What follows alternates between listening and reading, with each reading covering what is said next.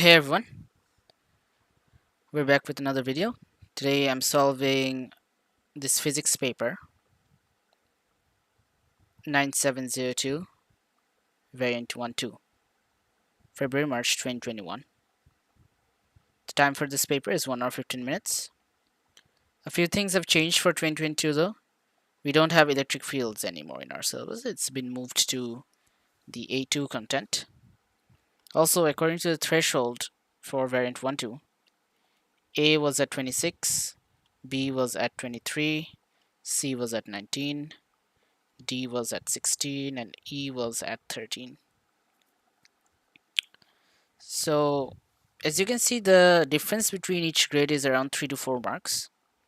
So someone was saying in the comments that A star should be at like a similar distance from A as well, like something like 30 or 29. That's what someone said. That might be a case. That might be a scenario. The A star is actually hidden. The 90th percentile might be located here, but it's just safe to assume that it's at the midpoint between the highest possible mark 40 and 26. Okay, so there's a difference of 14. If you add 7 to this, you're gonna get 14 by 2 is 7. If you add 7 to 26, you're gonna get 33, right?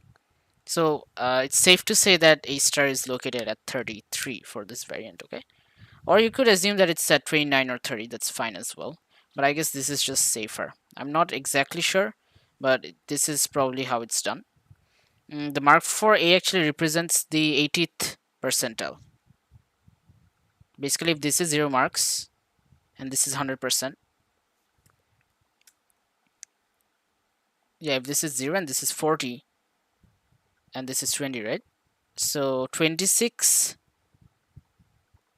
a mark of 26 represents the 80th percentile. People who got more than 26 are above the 80th percentile, right? So yeah, logically, it might be at 30. 30 looks fine. But yeah, just to be safe, you can assume that it's at 33. Okay, let's begin. Starting with the first section of the video, question 1 to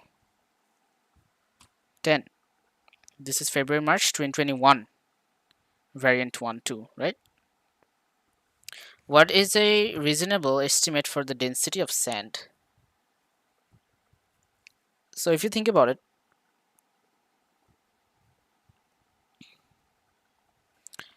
you guys need to know the density of one object. Okay, you guys need to know this density of water. Okay, so for water the density is 1000 kilograms per meter cube, or that's actually 1 gram per cm cube. That's the conversion. Okay, so this is basically 200 gram per cm cube. This is 2000 gram per cm cube. That's very dense.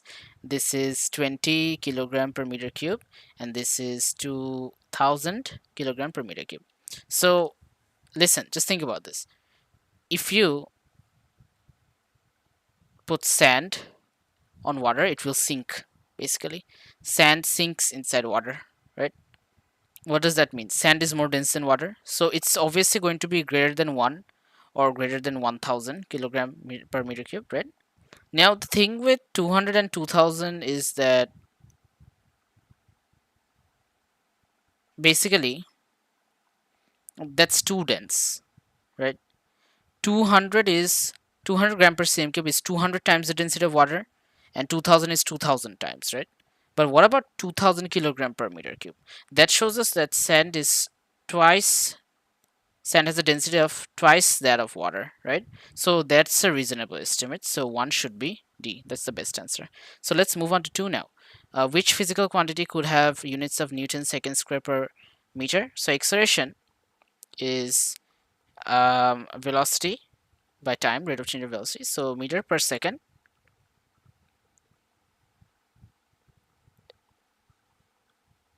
into second minus 1, that's ms minus 2, right? Now let's look at this unit, right? Newton second square meter to the power minus 1. Newton is basically force and F is equal to ma, so that's kg ms minus 2 into second square into meter to the power minus 1. So basically we can get rid of these, right? And we only end up with kg. Okay, we only end up with kg. So what do you guys understand by this? The unit has to be kg, so one isn't right. So out of these four, which one has a unit of kg? That's mass, right? So 2 is C. Moving on to 3, a velocity vector is shown. What are the components of the velocity vector in the what northerly and easterly directions? It's the first time I'm hearing of those words. Okay. By the way, I've added some color coding to my videos. So red is for physics, blue is for chemistry, yellow is for biology, and green is for math. Okay. And just let me know what variants you want me to do next, or which year specifically for physics, chemistry, and bio. I'll do those before your paper one exam, right? And I'm thinking of attaching a Google Doc in the comments so that you can answer that to let me know what you guys want the most, right? So according to the geography, I'm seeing that most of you guys are from Pakistan, right? Followed by Bangladesh. Bangladesh is basically where I'm from. And then we have a lot of people from Malaysia, UAE, and Saudi Arabia as well. But my main target population was actually the UK. But I haven't been able to get to too many people from UK yet. Yeah, but thank you guys for watching my videos, and it means a lot because the channel is growing at a very high rate. So hopefully I could help you guys. Anyway, moving on. For 3, a velocity vector is shown. What are the components of the velocity vector in the northerly and easterly direction? So basically remember, if you want to find out components, the one with the angle is basically the component with the angle is cos theta basically. So this one is 75 cos 30 and this one is 75 sine 30, right? 75 cos 30, that's 64.95 or 65 basically. So for north it's 65 and for east it's 75 sine 30, that's 37.5 or 38. Okay, so that's C. 2 3 is C. For 4, a micrometer screw gauge is used to measure the diameter of a copper wire. So hear me out, guys. The reading with the wire in position is shown in diagram 1. The wire is removed and the jaws of the micrometer are closed. The new reading is shown in diagram 2. Interesting. What is the diameter of the wire? So here's the thing. For a micrometer, you need to check if there's a zero error or not. Okay? That's your priority. You need to check if there's a zero error. So zero errors are of two types. They can be either positive or negative zero errors. As you can see from this diagram, it's at 14. The thimble scale is at corresponds with the main scale at 14. Okay.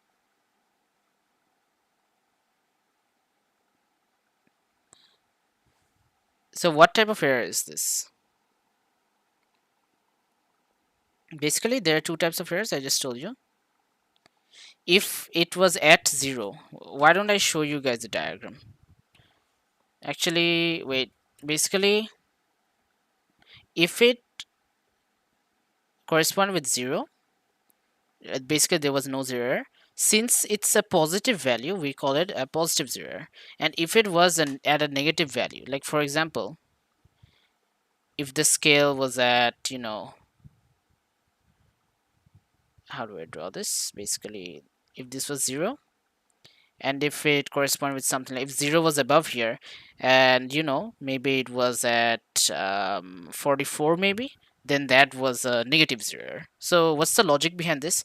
If it's at a positive 0 error, you need to subtract it at the end, because the diameter of the wire that we are actually measuring due to this error will be higher than the true value. So we need to make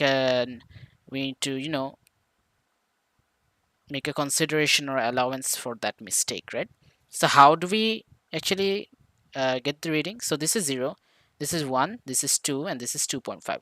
Since we crossed 2.5, we need to take 2.5. Okay, we will be taking 2.5, and as you can see, like the reading that you cross, you need to take that value. Suppose this is 0.51, 1.52, 2.5. Since 2.5 is the last value we crossed, we need to take 2.5. And this corresponds to 9, right? So this is the main reading. It's 2.5 plus 9 into 0.01. This is the micrometer constant, okay? So we are getting a value of 2.5 plus 9 into 0.01. That gives us an answer of 2.59. But this has the error, right? It has an error of 14 with it. So we need, since this is a positive zero error, we need to subtract the error. So 2.59 minus 14 into 0.01. So we're getting a value of 2.45. Okay? So 4 is B. Hopefully that makes sense.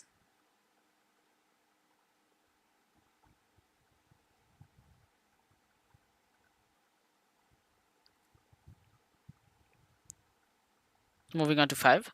A student measures the current and the potential difference for a resistor in a circuit. The measurements are used to calculate the resistance of the resistor. What is the percentage uncertainty in the calculated resistance? You guys know the drill, right? V is equal to R, R is equal to V by I. So R is actually equal to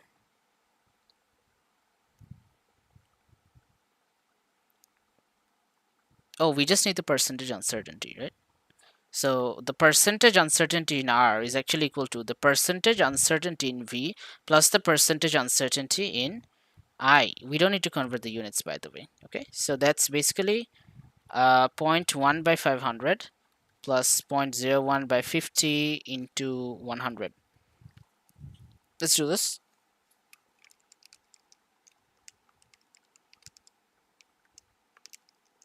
I'm getting a value of 0.04%. So 5 is actually D. Cool. Moving on, 4 cars A, B, C, and D move from rest in a single line. The cars take the same time to accelerate to a velocity of 60 kilometers per hour. The velocity time graphs are shown which car reaches the velocity of 60 kilometers per hour in the shortest distance. Okay, so they take the same time to accelerate to a velocity of 60. Which car reaches a velocity of 60 kilometers per hour in the shortest distance? Guys, basically, you guys need to understand that the area under the velocity time graph represents the distance. So, for A, look at this. The area under the graph is the highest. So, A travels, like reaches that speed in the highest. It takes the highest distance to reach that speed. But look at this. Look at D. The area under the graph is so small, right? So, it only, it takes the shortest distance. So D should be our answer, okay? D is the right answer because the area under the graph is the least. Moving on to 7. A cannon fires a cannonball with an initial speed v at an angle alpha to the horizontal. Which equation is correct for the maximum height h reached? Okay, so you need to understand that h is a vertical distance, so we need to use the vertical component of velocity. Okay, so let's begin. The vertical component of velocity VV is actually, a V sine alpha, right? So what equation should we use to find out h? We know that s is equal to ut plus half at square, right? So we don't want time here. Time isn't appearing in any equation. So v square is equal to u square plus 2s, right? So your final velocity is 0 and the initial speed is v sine alpha square minus 2gh. Why minus though? Because we are traveling up, but gravity is directed downwards, right? So if you make h the subject, you end up with h is equal to v square sine alpha square divided by twice g, or v sine alpha whole square divided by twice g. So C looks like our answer, okay? Now let's move on to 8.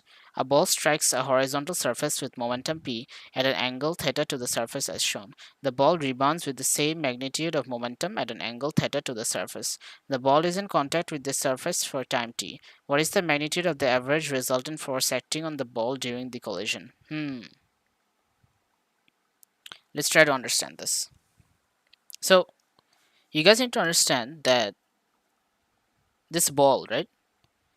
It has two components of momentum. a horizontal component and a vertical component. So initially the horizontal component is p sine theta to the right, and in the final scenario it's still p sine theta to the right. So horizontal, sorry, I meant p cos theta to the right. Okay, so the horizontal component, my bad, is p cos theta to the right initially, and it's still p cos theta to the right at the end of the journey. Okay, but what about the vertical component? Initially the vertical component of momentum is actually p sine theta downwards. Let's consider that to be negative, and at the end that's actually p sine theta upwards, so let's consider that to be positive. So let's find out the change in momentum. The change in momentum will actually be p sine theta minus p sine theta, right? Because final momentum minus initial, and there's a negative sign inherently, so minus minus plus. So it's p sine theta plus p sine theta, so 2p sine theta. And we know that force is the rate of change of momentum, so that's 2p sine theta divided by time t. So 8 is actually d. Moving on to 9. A skydiver who is falling vertically through the air opens his parachute. Which row describes the velocity of the skydiver immediately after he opens his parachute? Okay. So listen guys, look at the diagram I've drawn over here. So initially velocity increases, but at one point we reach terminal velocity where air resistance is equal to weight. However, when you open the parachute, air resistance suddenly becomes greater than the weight. So the parachutist will decelerate.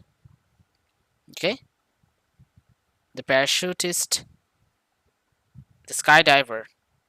Is parachutist a word? I'm not sure really, but yeah, the skydiver basically decelerates.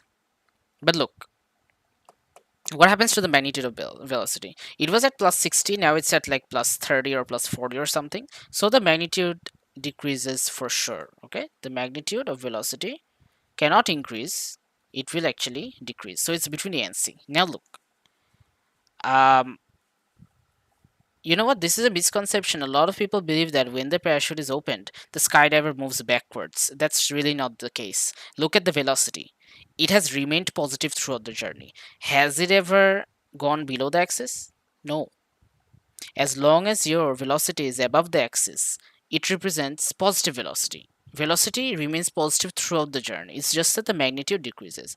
That means the skydiver will keep on going downwards just at a smaller rate. So the direction of velocity never changes. It's always downwards. This is what you guys need to understand. A deceleration means a decrease in velocity. A deceleration doesn't mean for sure that your direction of motion will change. Do you guys understand? That's really important. Now for 10. Let's try to understand this scenario.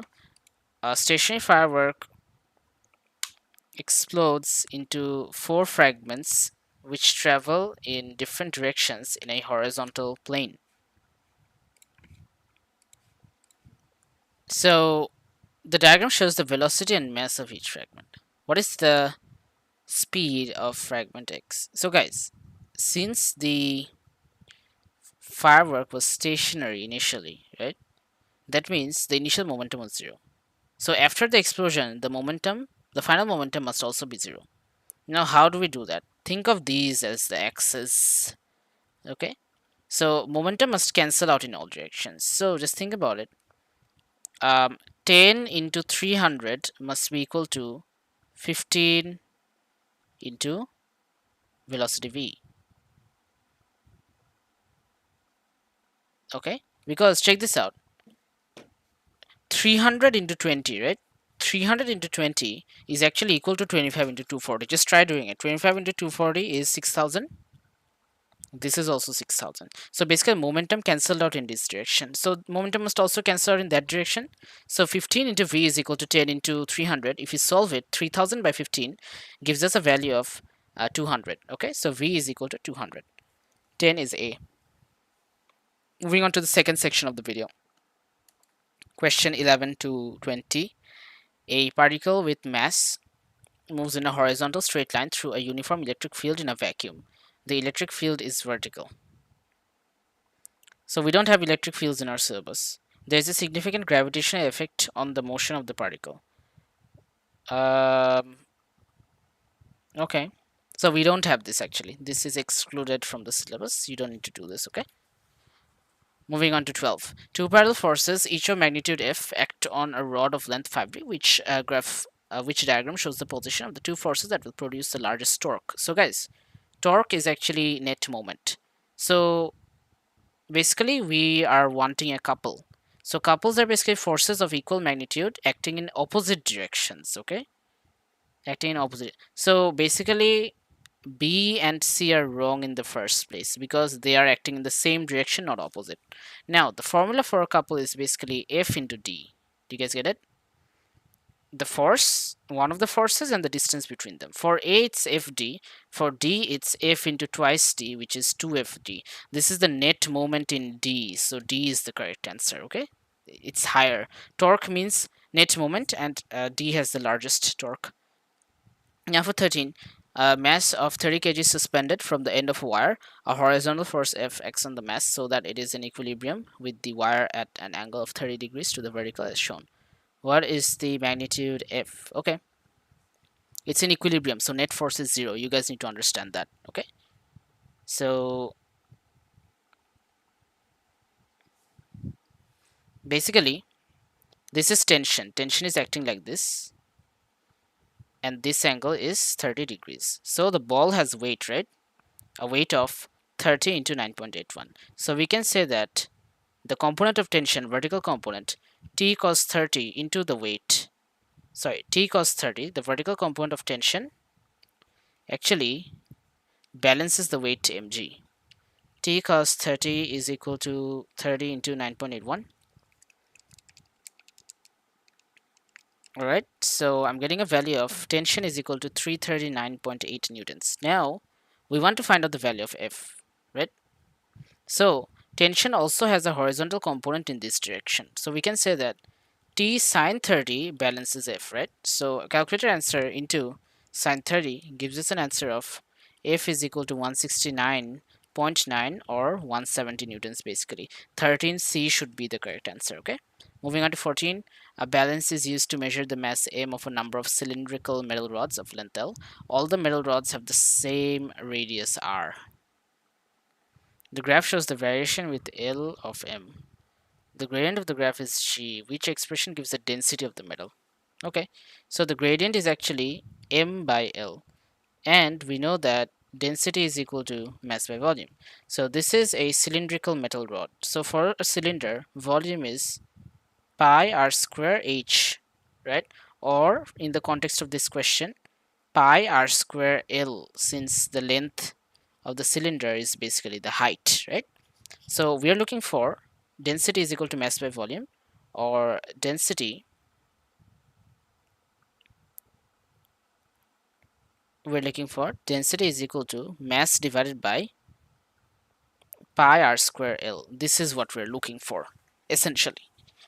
Now, if you think about it, m by L is the gradient, right? So if we substitute that inside here, what are we getting? D is equal to m by L into 1 by pi r square, or D is equal to g by pi r square. Isn't that what we're looking for? So 14 is C, okay? Moving on to 15, two blocks X and Y are on a horizontal frictionless surface. The mass of block Y is greater than that of block X. Block Y has a spring attached to its end.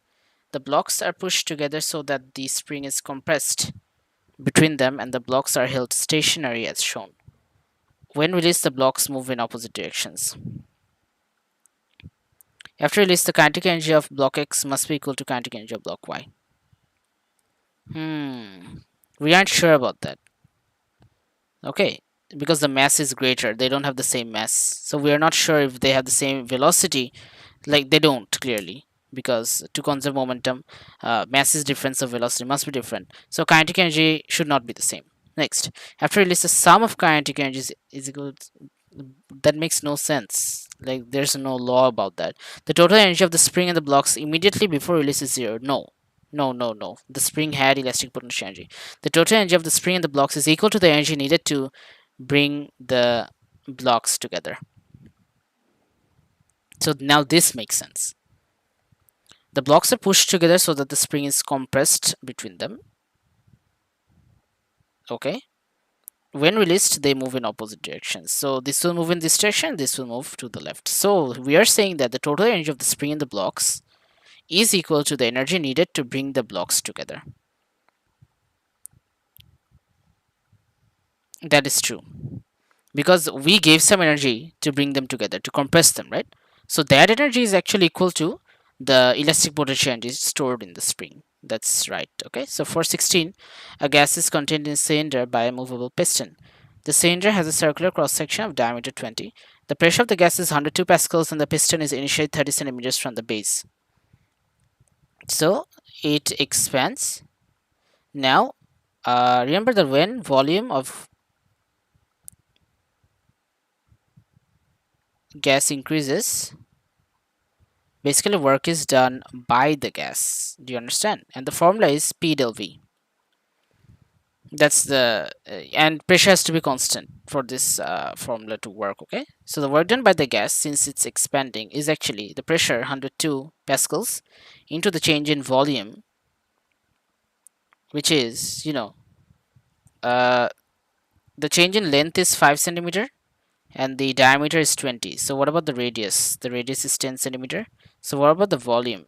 The volume should be pi r square h, or pi into 10 square into 5. Okay, so that's 10 square into 5, so that's 500 pi.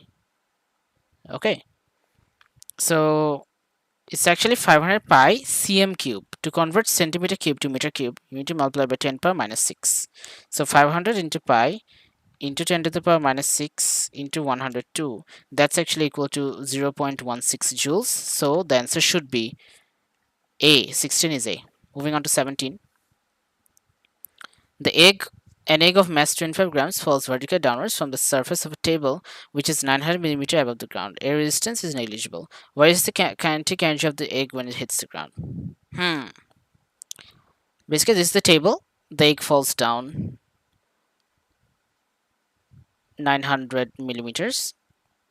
So kinetic energy, GP, will be converted to KE basically, right? So the GP is actually mgh, or 25 into 10 power minus 3 kgs into 9.81 into 3 into 900 into 10 to the power minus 3. Okay, so 25 into 10 power minus 3 into 900 into 10 to the power minus 3 into 9.81, it gives us a value of 0.22 joules. So 17 should be B. This looks like an easy paper in my opinion. I don't know why the threshold was at 26 for an A. No, that's fine. Typically it's at 28, right? So it's a bit difficult. Maybe due to COVID, people didn't have good enough prep. Hopefully you guys do for your exam next month. Okay, so make sure to study hard. An aircraft travels at a constant velocity of 90 meters per second in horizontal flight. Also, guys, remember to subscribe to the channel. 90% of you guys are watching without being subscribed to the channel, right? So maybe you don't notice while watching, because that's what happens to me most of the time while watching some other videos. So make sure you drop a like and subscribe to the video. It would help me a lot, right? So an aircraft travels at a constant velocity of 90 meters per second in horizontal flight. The diagram shows the horizontal forces acting on the aircraft. Okay, the mass of the aircraft is 2000 kg. What is the power produced by the thrust force? Basically, we're traveling at constant velocity of 90. So check this out, guys. P is equal to Fv.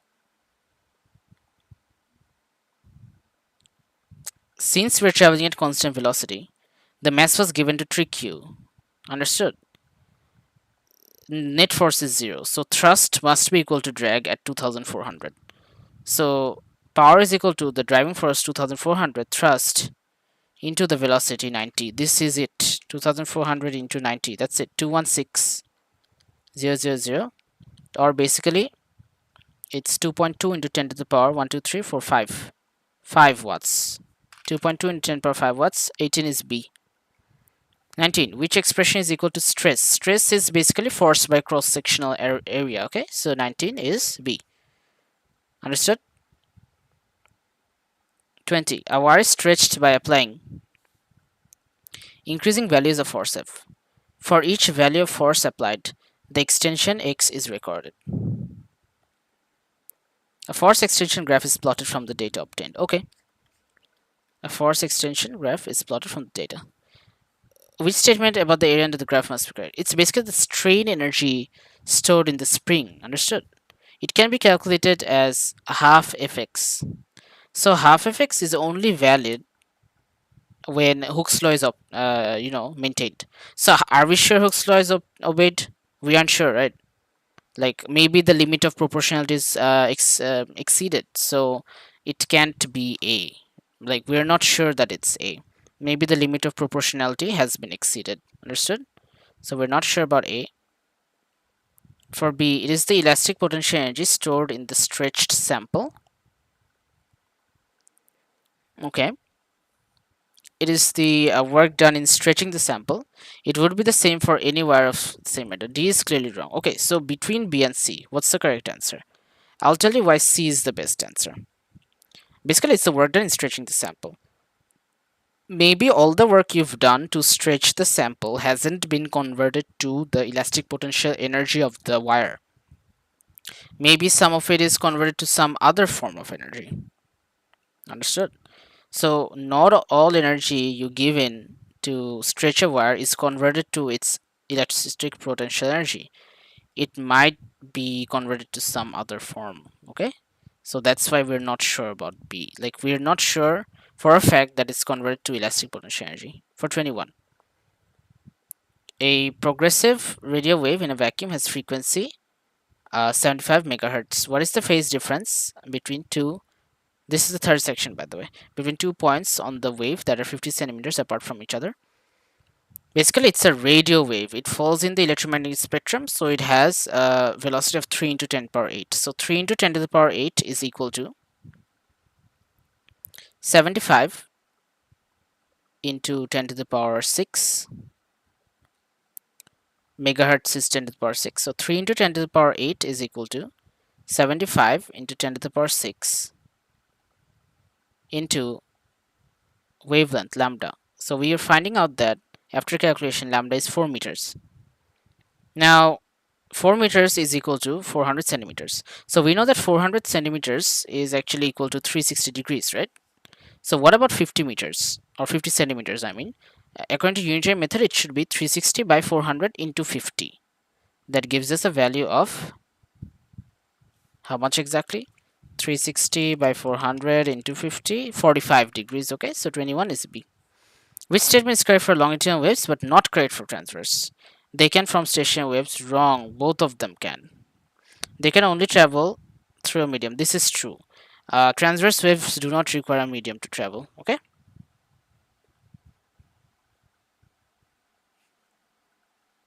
Peaks and troughs. This is correct for transverse wave. And in C, this is correct for both.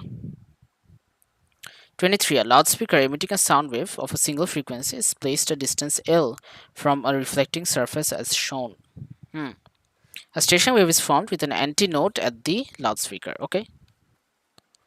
What else? A microphone is moved from the loudspeaker to the reflector. Before the microphone reaches the reflector, it detects 4 points where the sound intensity is a minimum. So minimum refers to a node.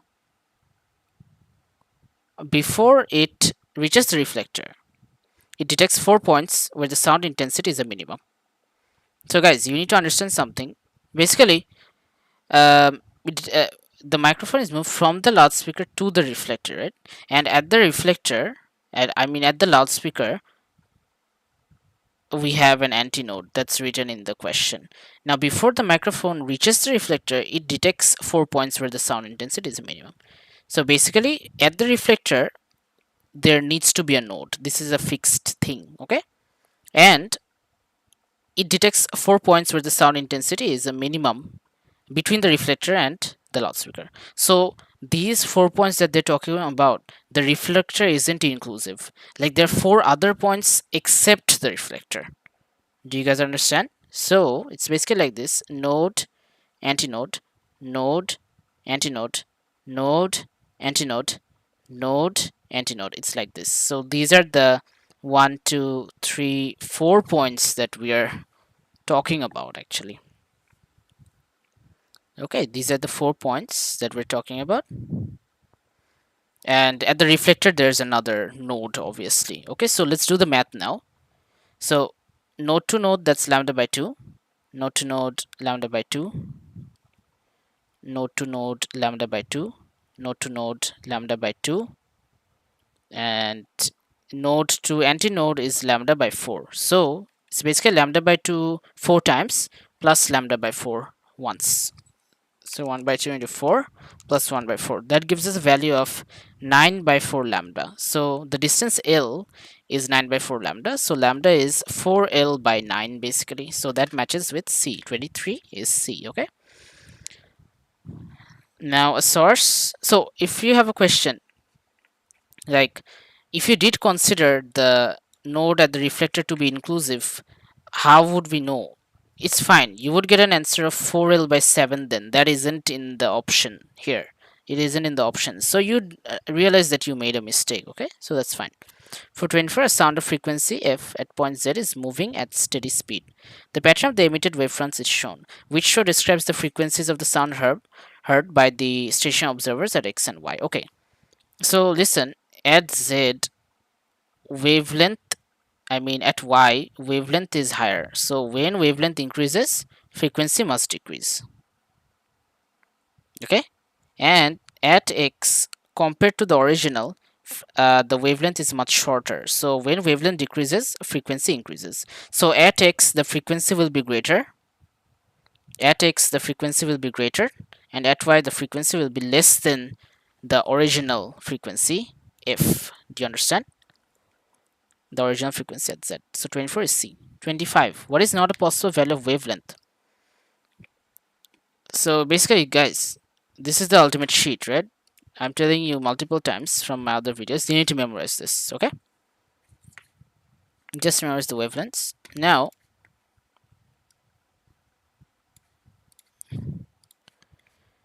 what is not a possible value for the wavelength of the named electromagnetic wave? Gamma rays, 10 to the power minus 13. That fits the criteria. X-rays, 10 to the power minus 10. That's also fine. Infrared. So it's GXUVIMR.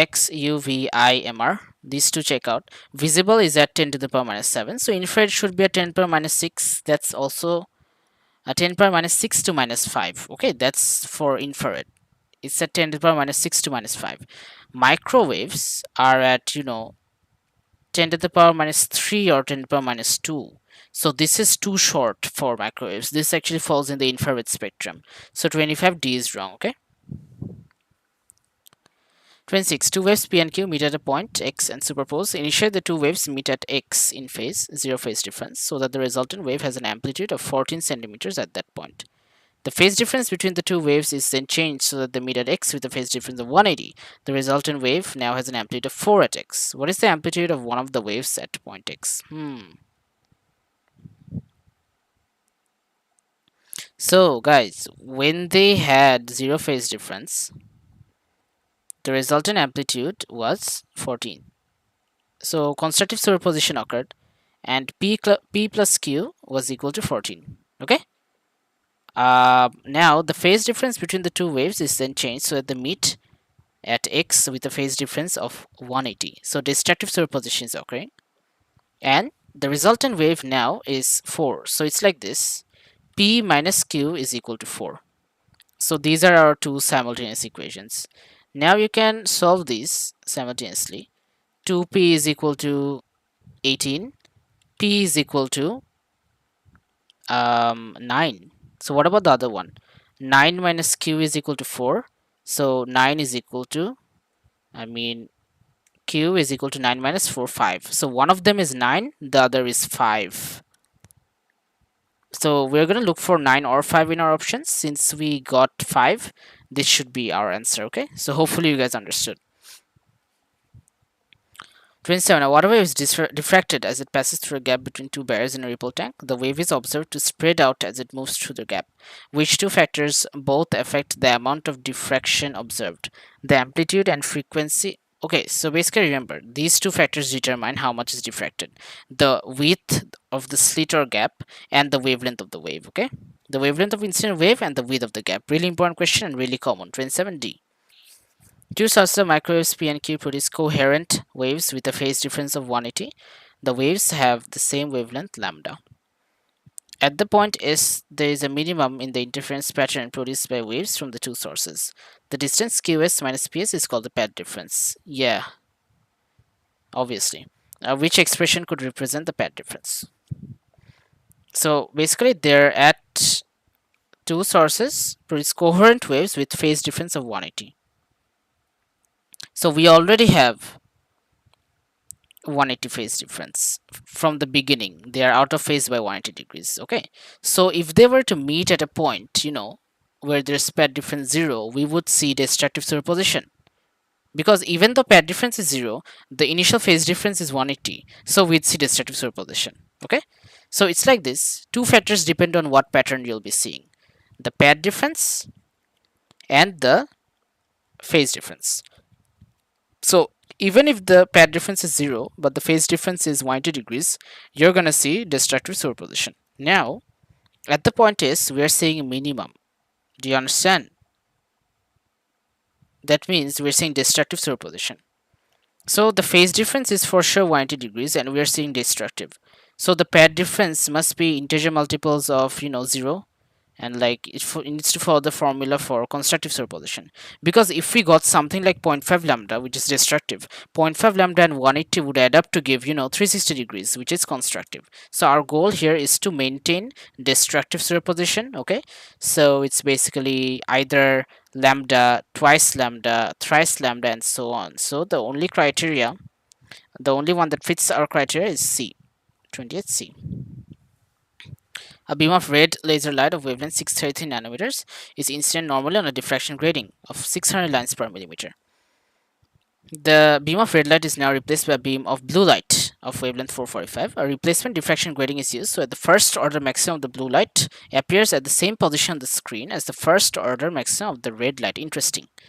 So d sine theta is equal to n lambda, and n is equal to 1 by d capital N, or d is equal to 1 by capital N. Clear?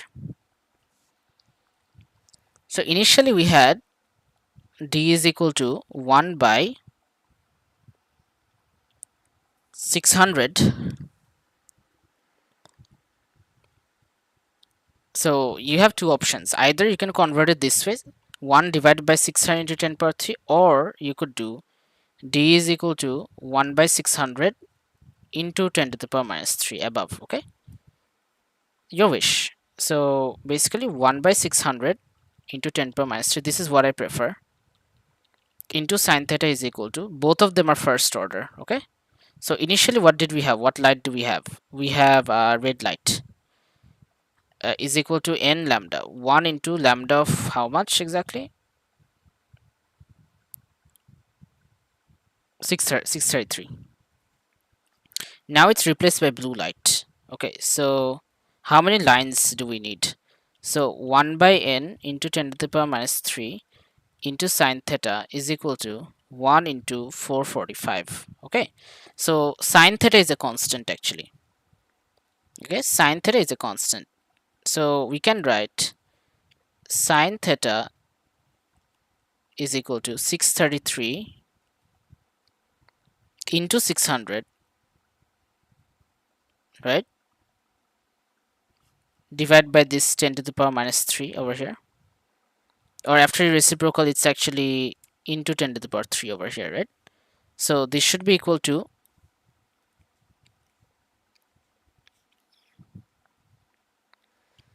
sine theta is equal to 445 into n into 10 to the power 3. So we can equate these two.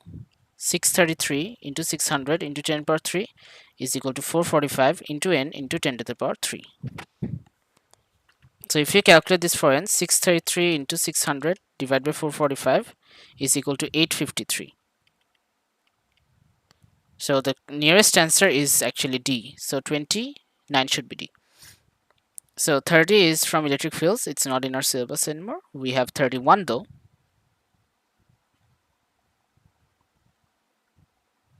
Do we though? The potential difference between the base of the cloud. No, E is equal to V by D. We need to use this formula. 31 is also excluded, okay? So moving on to 32. I is equal to NaVQ. It's actually the number density of charge carriers, or the number of charge carriers per unit volume, okay? You guys need to remember that. 32 is D. Common question. 33. A cell of negligible internal resistance is connected to resistors R1, R2, and R3 as shown. The cell provides power to the circuit and power is dissipated in the resistors. Which word equation must be correct?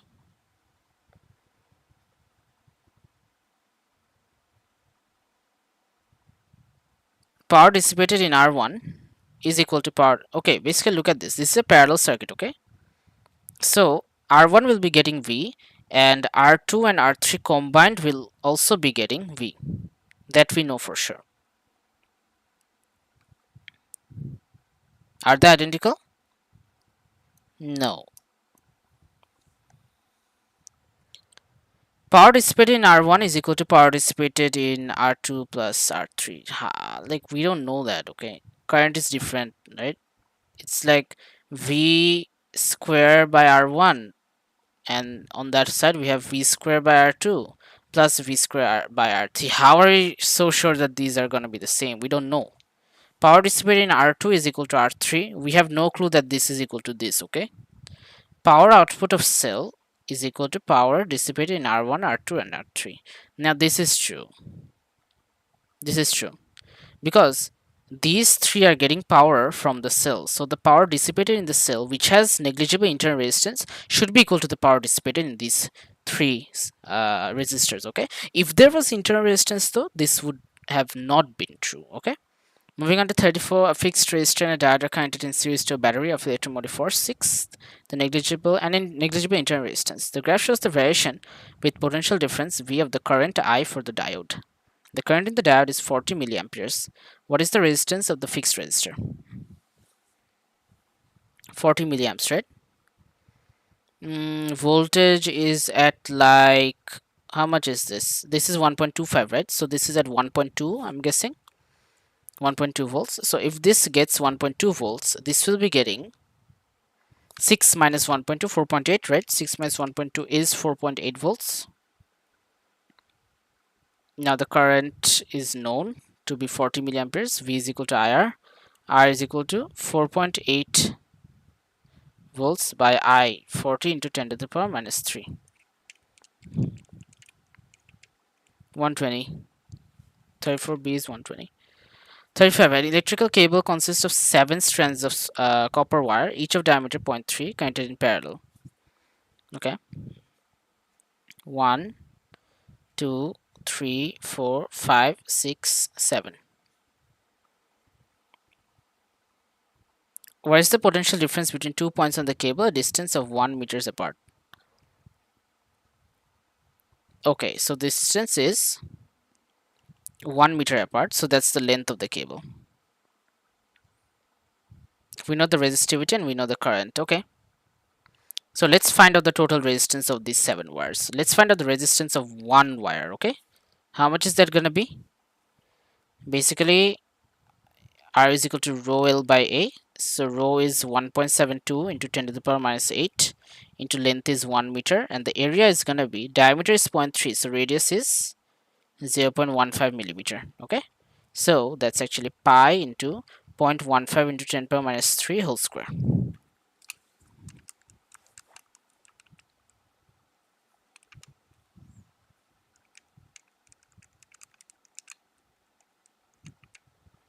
Okay, so I'm getting something like, for one wire it's 0.2433. Now we need to find out the resistance of the whole thing, the total resistance, right? So what's it gonna be? 1 divided by the resistance of one wire plus the other wire and so on, kind of like this, right? Reciprocal. What can we do directly? 1 divided by 0.243 into 7 to the power minus 1.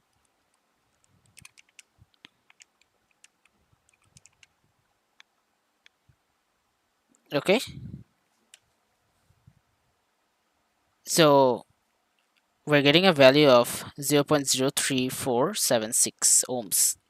This is the total resistance. Now, what is the potential difference between 2 points on the cable a distance 1 meter apart.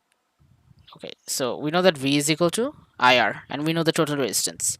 So V is going to be equal to 13 amperes into the total resistance 0.03476 into 13. That gives us a value of 0.45 according to my calculator.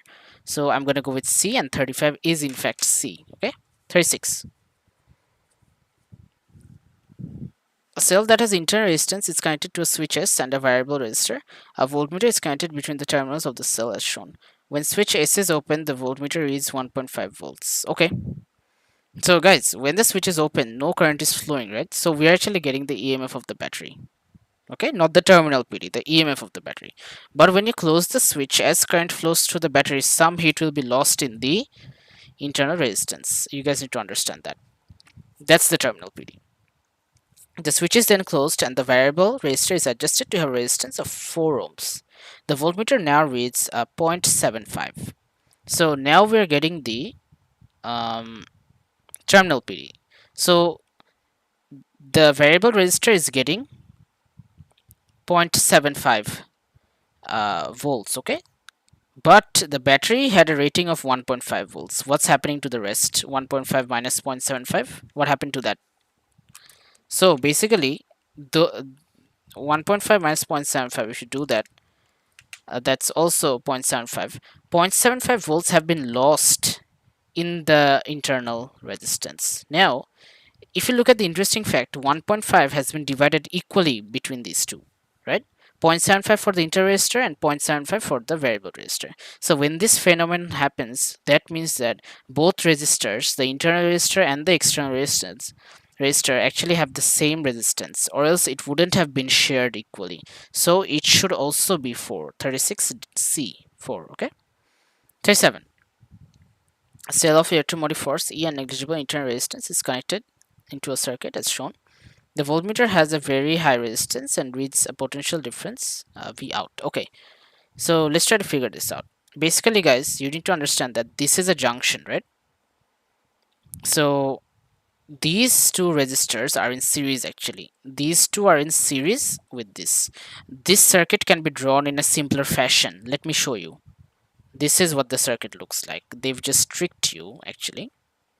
2 ohms, 12 ohms, 4 ohms, and we've actually put the voltmeter over here. Okay, so let's try to get the gist, right? So this 12 ohm resistor will be getting the whole EMF E, but 2 and 4 combined will be getting E, but 4 will not be getting E. We can actually find out how much of E this 4 ohm resistor gets. How? Potential divider. 4 divided by 4 plus 2 into E. How much is that? 4 by 6 into E, or 2/3 of E. Okay, this is actually 2/3 of E. Okay, and this is getting E. So if we do the ratio of V out by E, 2/3 of E by E, we're going to get rid of E. We only end up with 2 by 3. So 37D is the answer. 38. A battery is connected to a potentiometer. The potentiometer consists of a uniform resistance wire and a sliding contact P. The potential difference V between the sliding contact P and the end Q of the wire is measured using a voltmeter. The sliding contact P is moved from end Q to end R of the wire. Sliding contact P is the distance measured from Q. Which graph shows the variation with distance D of the potential difference? So guys, you guys know that V is equal to IR, and this is a series circuit, right? And there are no other components in the circuit, only this wire. So current remains constant, right? It's just that we are taking a greater length, and R is equal to rho L by A. As you increase length, resistance also increases. So if we increase resistance, voltage also increases, and we can say that V is proportional to R because I is a constant here in the series circuit. So since it's proportional, we will be getting a straight line that passes through the origin. Understood? So 38 is A. Alright, 39. The figure shows part of a chart of nuclides where neutron number is plotted against proton number. So an unstable nuclide X decays by emitting an alpha particle. Which nuclide is formed by the decay of nuclide X? So X is like this. It has 94 protons and 145 neutrons. So 94 plus 145 is 239. Okay, so it has a mass number of 239 and it has 94 protons. So after alpha decay, it's going to turn into Y maybe. Mass number will decrease by 4 and proton number will decrease by 2. Okay. So the new proton number is 92 and the new neutron number is 235 minus 92, 143. So that's the interesting part about alpha decay. Both proton and neutron number decrease by 2 and mass number decreases by 4. So we're looking for 92, 143. So our answer is B, 39B. Last one. 40. The nuclei of common isotopes of hydrogen, helium, lithium, and beryllium are shown. Which nucleus contains equal numbers of up and down quarks? Okay, so hydrogen has one proton, so that's only up, up, down. That's wrong. For B, we have two protons and two neutrons. So let's go up, up, down, then down, down, up, down, down, up. In total, we have 1, 2, 3, 4, 5, 6 up quarks and 1, 2, 3, 4, 5, 6 down quarks. So 40B looks like our answer, and that is it. So guys, that's it for the Feb March paper, variant 1-2. I'm gonna link the paper for Feb March 2022 up here, right? Feb March 2022 paper 1-2, and I'm gonna link the playlist for paper 1 up here if you want to see those. And if you want to see other videos on 2021, I'm gonna link the playlist for 2021 physics down here, right? It consists of all paper 1, paper 2, and paper 4 and 5 variants. All right, and remember to subscribe to the channel if you like the content, and I'll be dropping May-June 2021 next. Okay, and after that, just give me all requests. Any requests you want, I'll be solving those before your exam. Okay, see you and take care.